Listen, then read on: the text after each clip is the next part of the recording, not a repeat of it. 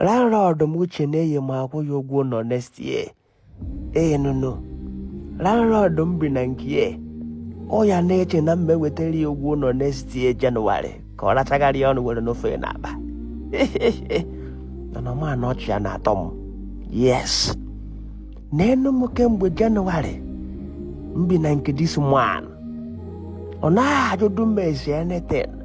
Ọ na-ajụ ma na-erikwe nke wunde. Ana m afụkwa anụ taa ịmagwọnụ mana every Sunday ya na nwunye ya na-akpọchu rice na-ahụ anụ ahụrụ azụ na-eri na-asụrịkọ onwe ha mana ọ na-ajụ m anything.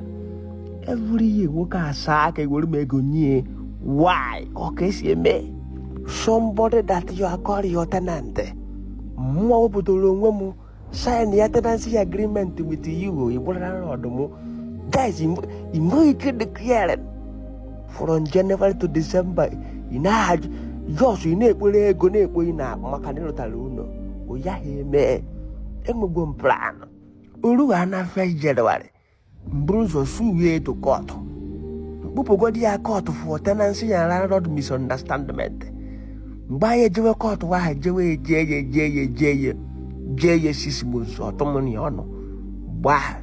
Abiakuzie mgbe eji wee kwụ na that man onye ahụ enweghị obi mmadụ ọkacha ma anụ ahụ nwunye na ahụ every Sunday na ndị bie anọ m lekwe m na ebe a the aroma everything ị na-ajụ lieutenant ịdịkwa ndụ nwekwere nke iriru ihe ọ pasịtara wee every year ọsa aka na-anụ ugwu nọ maka Chineke ya mmemie nke nesi eko ya ejiwe mọrọ dịka mmadụ nwụ na m eji ntị na-aba anụ ihe ya dụwakwazie ana m esizi ọnwụ na nke ikpeazụ ana m esi ọnwụ. I'm a wicked man.